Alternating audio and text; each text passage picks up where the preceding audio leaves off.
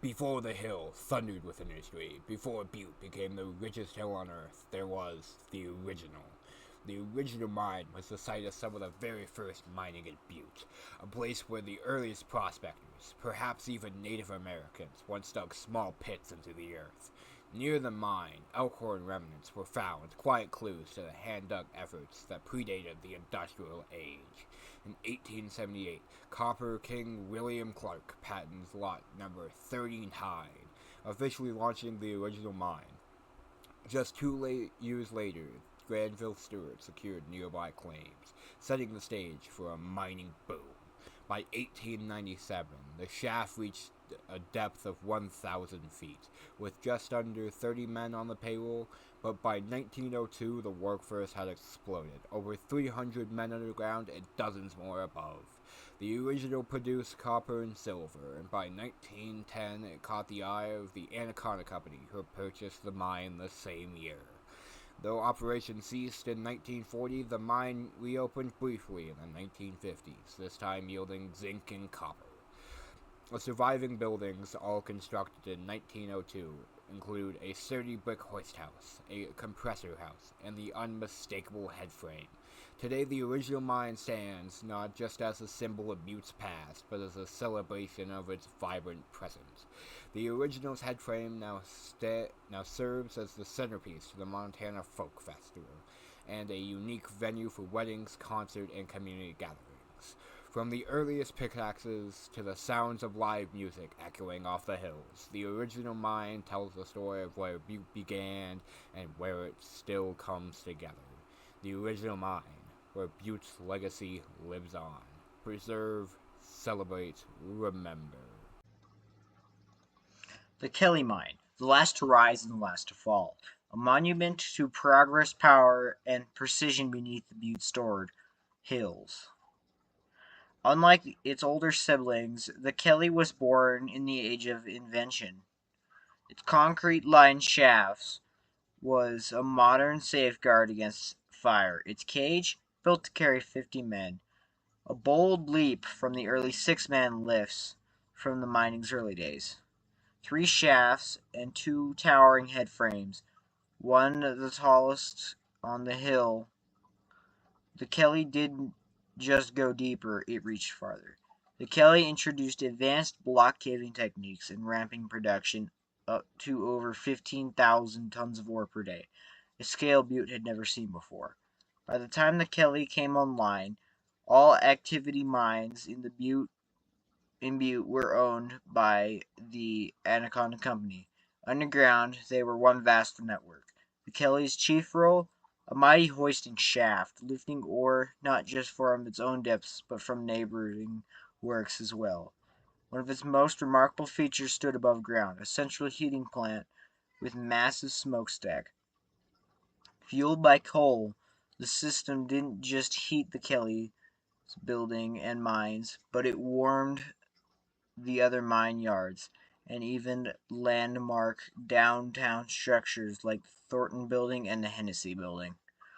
Below the Kelly lies a complex of working shops that supported the entire Butte Hill.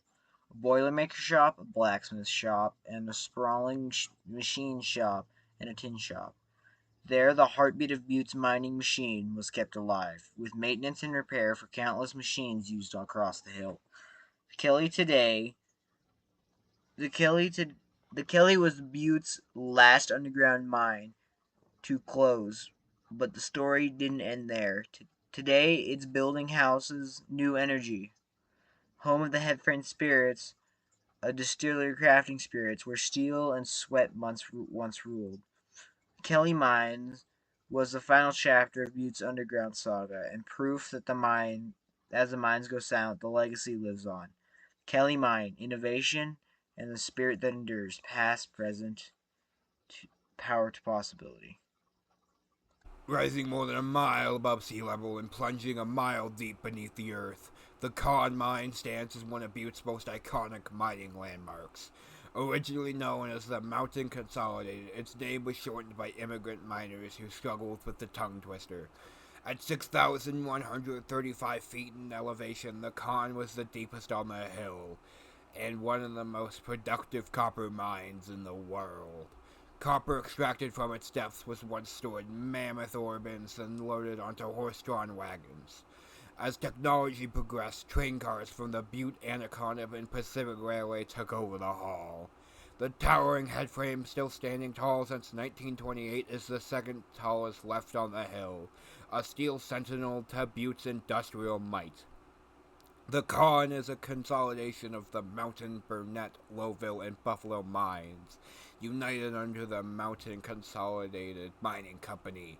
By 1887, it was in the hands of the Chambers Syndicate, and just a few years later, it became a part of the powerful Anaconda Mining Company, the titan of Butte's copper empire.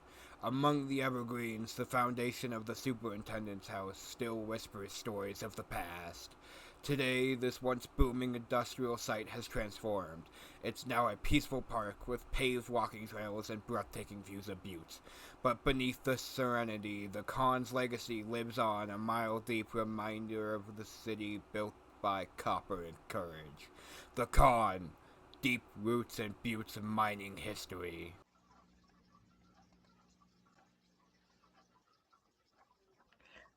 The in the heart of Butte's mining past, the Belmont was once known for more than just copper. It was known for heat. One of the hottest mines on the hill, the Belmont was often shunned by men from northern climates. But the muckers from Mexico and other warm Latin American countries, it was a familiar kind of heat. Many sought work there, just as the Irish calling at their Mount Con. The Belmont was once the property of Copper King F. Augustus Hines, to rival the Anaconda Copper Mining Company.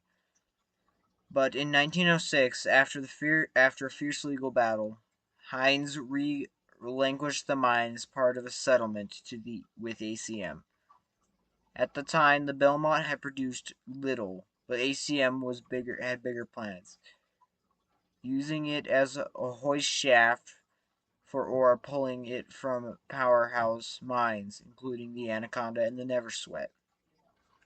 In the years that followed, nearly several millions of tons of copper ore made their way to the surface through the Belmont's head frame, a structure originally built for the Cora mine.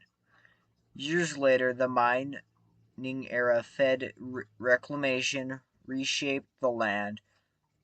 Acidic soil with treated with lime layers to fill were added, and vegetation was planted to heal the scars.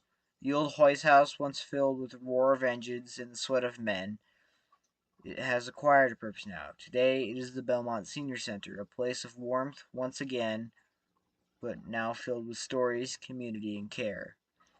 From the deep shafts and legal battles to community gatherings and quiet laughter, the Belmont has always been a place where people came together, one way or another. Belmont Mine, reclaim, remember, renown, reowned. Butte's past shaping present.